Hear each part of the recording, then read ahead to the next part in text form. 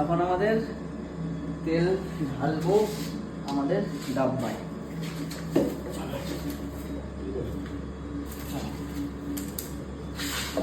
এগুলো খুব একটা কঠিন কাজ। অল্প কাটবে একদম একটুখানি কেটে গেছে। আর এটাকে কিন্তু আমরা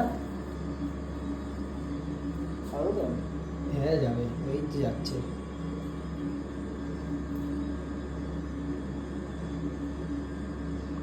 তেল যাচ্ছে গাইস, ফুটছে আস্তে আস্তে। তেলটা পুরো স্থির মনে হচ্ছে রে। হ্যাঁ ধরবে বোতলটা।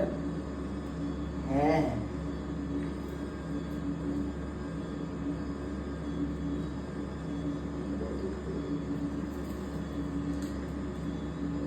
তো গাইস চলো সব তেল ভরা হয়ে যাক, তারপর দেখা হচ্ছে তোমাদের সাথে নেক্সট ভিডিওতে। টাটা।